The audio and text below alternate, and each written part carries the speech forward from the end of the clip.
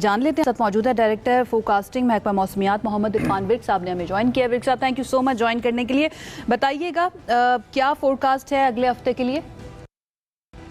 جی عائشہ، اس طرح ہے کہ اس ویک پہ ہم ایکسپیکٹ کر رہے ہیں کہ آج اور کل جو 2 روز ہوں گے اس میں کوئی ایسی بڑی بارش نہیں ہے، تاہم لوکلائزڈ بارش جو ہے نا وہ ہو سکتی ہے، جس میں شمال مشرقی پنجاب کے چند ایک علاقے ہو سکتے ہیں. اس کے علاوہ جو شمال مشرقی بلوچستان کے جو پہاڑی علاقے ہیں یہاں پر ایک دو جگہوں پہ ہو سکتی ہیں. باقی ساؤتھ ایسٹ سندھ میں بھی ہم آج ایکسپیکٹ کر رہے ہیں کہیں پارکر وغیرہ میں کوئی ایک مقامات پر ہو جائے. اس کے علاوہ جو بلائی علاقے خاص طور پہ جو پہاڑی علاقے ہوں گے یہاں پر بھی زیادہ تر بادل رہیں گے، کہیں اکا دکا جگہ پہ کوئی بارش ہو سکتی ہے. ادروائز آج اور کل کوئی ایسا بڑا سپیل نہیں ہے. اس کے بعد جو بدھ کے روز ایک سپیل جو ہے مونسون کی بارشوں کا سپیل جو ہے وہ کشمیر اور اس سے ملحقہ علاقے جتنے بھی جیسے شمال مشرقی پنجاب کے علاقے یہاں سے یہ آغاز ہوگا اس کا. اور پھر جیسے ہی یہ اس مہینے کے آخر میں 30-31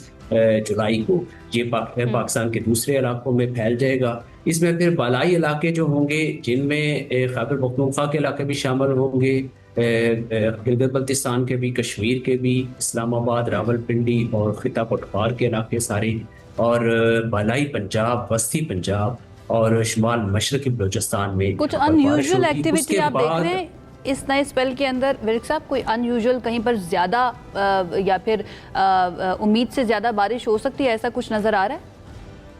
دیکھیے اس میں ہم دیکھ رہے ہیں کہ اس میں بھی موسلادھار بارش جو ہے نا آپ کو ملے گی، کیونکہ اس میں بھی جو نمی آئے گی وہ بے آف بنگال سے آئے گی. جب بے آف بنگال سے نمی آتی ہے، کیونکہ ابھی آپ نے دیکھا جو ہوا کا کم دباؤ ہے وہ بے آف بنگال میں بنا ہوا ہے اور ایڈجوائننگ جو انڈیا کے مشرقی علاقے ہیں وہاں پر ہے، اور اس نے کافی ادھر بارش کی ہے. تو یہی جو ہوگا اگلے 24 سے 48 گھنٹے کے بعد جب یہ آگے موو کرے گا تو اس سے جو نمی آئے گی ہمارے پاس تو وہ اگین جو ہے آپ کو وہ موسلادھار بارش اور بعض علاقوں میں شدید بارش جو ہے نا وہ بھی رپورٹ ہو سکتی ہے. جی چلیں، یہ بے آف بنگال کی طرف سے آنے والی نمی موسلادھار بارشوں کا باعث بنے گی. ہمارے ساتھ رہیے گا. ہمارے ساتھ موجود ہیں اس وقت، ہمیں جوائن کر رہے ہیں ہوم سیکریٹری گلگت بلتستان فیصل احسان پیرزادہ صاحب بھی. ان سے بھی ان ڈیمیجز کے بارے میں اور آنے والی بارشوں کی پریپیئرڈنس کے بارے میں بات کرتے ہیں. السلام علیکم سر، گڈ مارننگ، کیسے ہیں آپ؟ جی وعلیکم السلام، thank you very much for sir Gilgit Baltistan کے اندر پریپیئرڈنس کی جو سچویشن ہے ذرا تھوڑا سا اس کے بارے میں بتائیں، کیونکہ پہاڑی علاقہ ہے، لینڈ سلائڈنگ، بہت تیزی سے فلیش فلڈز کا آ جانا، اور پھر اس کے بعد گلیشیئرز ایک اور تھریٹ ہیں کہ جو بنتے جا رہے ہیں کلائمیٹ چینج کے ساتھ ساتھ. یہ آپ نے بالکل صحیح پوائنٹ آؤٹ کیا. ایکچولی گلگت بلتستان کی اہمیت کا پہلے اندازہ لگانا بڑا ضروری ہے، کیونکہ یہ کوئی 72,000 اسکوائر کلومیٹر پہ محیط ایک علاقہ ہے جو تقریباً کے پی کے برابر ہے نا. اور اس کے بعد یہاں پہ کوئی 8,000 سے زیادہ گلیشیئرز ہیں. It's a water tower of Pakistan. یہ میٹھے پانی کے ذخائر ہیں یہ سارے، لیکن نارتھ پول اور ساؤتھ پول کے بعد سب سے زیادہ گلیشیئرز دنیا میں اگر کہیں پائے جاتے ہیں تو وہ گلگت بلتستان میں ہیں. تو اس وجہ سے یہ چیز اس ریجن کو سب سے زیادہ ولنریبل بناتی ہے بہت زیادہ. تو اس وقت جو ہم فیس کر رہے ہیں کنٹینیوس، وہ بہت زیادہ ٹیمپریچرز کا رائز ہونا جس کی وجہ سے گلیشیل میلٹنگ ہو رہی ہے، گلوف ایکٹیویٹیز ہو رہی ہیں، ڈیبریز فلو ہو رہا ہے، اور سڈن ایسے چیزیں کلاؤڈ برسٹ وغیرہ کی ہو رہی ہیں، دریائی کٹاؤ وغیرہ، جس سے بہت زیادہ انفراسٹرکچر لوگ متاثر ہو رہے ہیں. اس کے حوالے سے ہم نے اس وقت جو ہے جو میجر روڈ ہے جو اسکردو کو گلگت سے ملاتی ہے، جس کو JSR کہا جاتا ہے، وہ 2 جگہوں سے تقریباً 4 دنوں سے بند ہے. اور کیونکہ اس RCC بریجز بہ گئے ہیں، وہاں پہ ٹیمپرری ورک چل رہا ہے لیکن پانی کا بہاؤ ابھی تک چل رہا ہے. تو اس وجہ سے دونوں طرف جو ہیں وہ سیاح اور خاص لوکل لوگ کافی اسٹینڈرڈ ہیں، جس کی وجہ سے ہم ایک اپنا پورے ان کے حوالے سے کام کر رہے ہیں. دوسرا تانگیر، داریل، یہ دیامر ڈسٹرکٹ، وہاں پہ بھی کافی سیلاب آئے ہیں جس سے گھر انفراسٹرکچر تباہ ہوئے ہیں. غزر، گھانچے، تورمک ہماری ویلی ہے، اس طرف بھی آئے ہیں کافی زیادہ. اس حوالے سے ہم نے ایک پرو ایکٹیو میجرز یہ لیے تھے کہ جو کمیونٹیز ہیں ان کے ساتھ پہلے ہی ہم بیٹھ کے ان کے والنٹیئرز کے ساتھ، یہاں کیونکہ کمیونٹی کافی ریزیلینٹ ہے پہلے ہی اس حوالے سے 4-5 سالوں سے ہم فیس کر رہے ہیں، تو پرویکٹیولی ہم نے یہ چیزیں ان کے ساتھ بیٹھ کے ان کو اکوپ بھی کیا تھا۔ دوسرا پی او سی ہم نے قائم کیا یہاں پہ پروونشل، جو کہ ڈائریکٹ این ای او سی کے ساتھ جو ہے نا کوآرڈینیٹ بھی کر رہا ہے، اور ہم وقت ہم فیڈرل گورنمنٹ کے ساتھ ان کے ساتھ پراپر کوآرڈینیشن میں ٹھیک ہے، بہت اچھی بات ہے پیرزادہ صاحب۔ مجھے یہ بتائیے گا، ہم ہر سال جب بھی مانسون شروع ہونے والا ہوتا ہے، مانسون کے دوران اور مانسون کے بعد یہ ساری بات کر رہے ہوتے ہیں کہ ہمیں یہ کرنا چاہیے تھا، یہ نہیں ہوا، یا یہ کیا تھا لیکن امید سے زیادہ بارش ہو گئی یا پھر تباہی ہو گئی۔ کیا یہ بیونڈ مینجمنٹ ہے اس ایریا کی؟ اگر ہم بات کریں یہاں پر چیزوں کو ہینڈل کرنا، مینج کرنا، کیا یہ بیونڈ ہینڈلنگ ہے یا پھر اور کوئی ریزن ہے جس کی وجہ سے ہم ہر سال جانتے ہیں کہ نقصان ہوگا، ہر سال جانتے ہیں کہ یہ ہونے والا ہے، اس کے باوجود ہم چیزوں کو مینج نہیں کر پاتے؟ بڑا اچھا سوال ہے آپ کا۔ دیکھیں، یہ بیونڈ مینجمنٹ ہم اس سے آدھا کہہ سکتے ہوتے ہیں۔ کیوں؟ کیونکہ کچھ چیزیں ہمارے ہاتھ میں یہاں ہیں، کچھ نہیں ہیں، کیونکہ ہر سال کسی نئی جگہ پہ گلاف ایکٹیویٹی، کلاؤڈ برس، یہ چیزیں ہو رہی ہیں جو کہ ایکسپیکٹ نہیں ہے۔ دوسرا یہ کہ یہ ریجن جو ہے نا، یہ فل فلیج ایک صوبہ بھی نہیں ہے، اور یہاں پہ ایک اوور آل کمی ہے ریسورسز کی، جس کے حوالے سے ہم فیڈرل گورنمنٹ کی طرف بھی ہمیشہ دیکھ رہے ہوتے ہیں، کیونکہ جب تک آپ اوور آل انفراسٹرکچر میں انویسٹ نہیں کرتے اور کلائمیٹ ریزیلینس مختلف انداز طور طریقے سے لاتے نہیں ہیں، تب تک یہ اس طرح سے اس کو دیکھا نہیں جا سکتا۔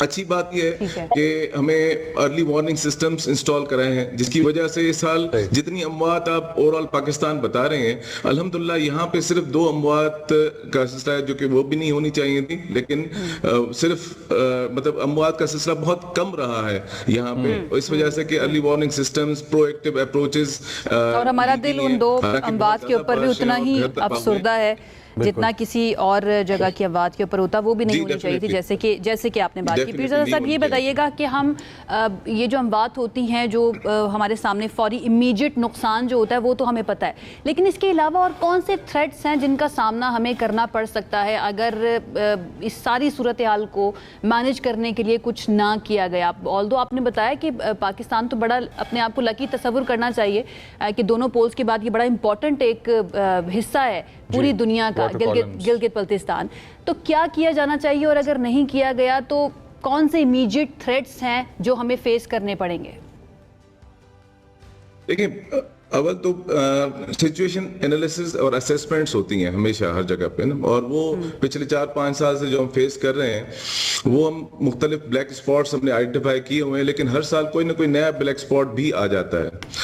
لیکن اس سے یہ ہوتا ہے کہ ریزیلینس قائم کرنی، میں نے جیسے بتایا نا، بہت ضروری ہے ایگریکلچر میں، کیونکہ یہاں جب بھی ملبہ اور مختلف یہ کلاؤڈ برس وغیرہ کی ایکٹیویٹیز ہوتی ہیں، in like rest of Pakistan, یہاں پہ ایگریکلچر لینڈ جو ہے نا کلٹیویبل نہیں رہتی۔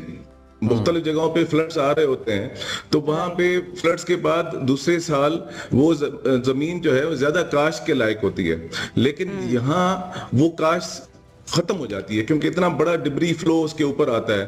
تو ہم نے پہلے تو یہ دیکھنا ہے کہ لوگوں کا جو معاش ہے، ذریعہ معاش، اس کو ریزیلینٹ بنانا ضروری ہے۔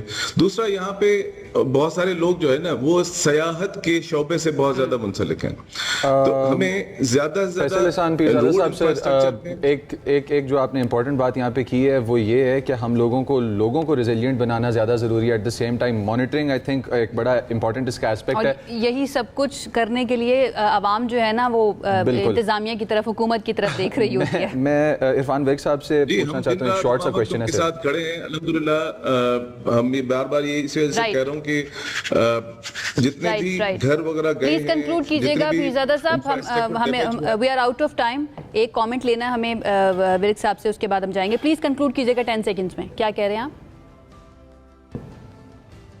جی، میں نے کہا کہ ہمارا اس وقت انفراسٹرکچر پہ زیادہ سے زیادہ اس کو توجہ دینی ضروری ہے, جس میں روڈز بھی ہیں, جس میں جہاں جہاں ہمارے پوائنٹس ایسے ہیں جہاں کنٹینیوسلی لینڈ سلائڈنگز وغیرہ ہوتی ہیں, بند ہوتے ہیں روڈ, وہاں پہ ہمیں ضرورت ہے انفراسٹرکچر کو بلڈ کرنے کی, کلائمیٹ ریزیلینس پبلک میں لانے کی, وہ ہم کر رہے ہیں, لیکن لمیٹڈ ریسورسز کی وجہ سے ہم اتنا اسٹریچ نہیں کر سکتے ہوتے. دوسرا یہ کہ یہ فنومنا جو ہے نا یہاں پہ 2-3 سال سے زیادہ بڑھ گئی ہے اور اس کی ڈائیورسٹی بہت زیادہ ہے. We got your point. Pirzada صاحب, ہمیں آپ کا پوائنٹ مل گیا. Sorry we are out of time. Virk صاحب, کراچی کے بارے میں بتا دیجیے گا, وہاں پر بارش ہو سکتی ہے آنے والے دنوں کے اندر یا نیکسٹ ویک کے اندر, دین ول کنکلوڈ دس سیشن. دیکھیے فی الوقت اگر آج کی کنڈیشنز کی بات کروں میں, آج جو ماڈلز کی ہم نے انالیسس کیا ہے, ساری چیزیں دیکھی ہیں, آج کے مطابق انشاءاللہ جو ہے جو اگست کا پہلا ہفتہ ہوگا اس میں ہم ایکسپیکٹ کر رہے ہیں کہ کراچی میں بھی بارش ہو جائے. آلرائٹ, اور یہ بتاتے جائیے گا بالکل شارٹ کہ جو 29 جولائی کا سپیل ہے یہ ابھی والے سپیل سے زیادہ ایکسٹریم, زیادہ سویئر ہوگا یا اس سے کم ہوگا؟ جی یہ والا جو سپیل ہوگا یہ جنوبی جو سندھ کے علاقے ہوں گے اس میں بھی ہم ایکسپیکٹ کر رہے ہیں اچھی بارش ہو جائے گی. مختلف علاقوں میں کراچی میں بھی جو ہے وہ ہم ایکسپیکٹ کر رہے ہیں کہ بارش پراپر جو بارش ہوا کرتی ہے وہ اس طریقے کا ایک سپیل جو ہے نا وہ ہم ایکسپیکٹ کر رہے ہیں آج کی ڈیٹ. اللہ کرے خیر کی بارش ہو, رحمت کی بارش جو ہے نا ثابت ہو. یہ بہت شکریہ آپ کا ورک صاحب, پیرزادہ صاحب ہمیں جوائن کرنے کے لیے. ایک پکچر جو ہے ہم نے آنے والے ہفتے کی, آنے والے دنوں کی آپ کے سامنے رکھ دی ہے کہ گورنمنٹ کی طرف سے کیا کیا جا رہا ہے اینڈ دین فور کاسٹ کیا ہے, یعنی کہ اللہ تعالیٰ کی طرف سے کیا ہو سکتا ہے موسم کے اندر, یہ آپ کے سامنے رکھ دیا ہے. انشاءاللہ کوشش کریں گے ہر روز ہی آپ کو بتاتے رہیں موسم کی صورتحال کے بارے میں جو ہم اکثر کرتے بھی ہیں. ایک بریک کی طرف جاتے ہیں, ساتھ رہیے.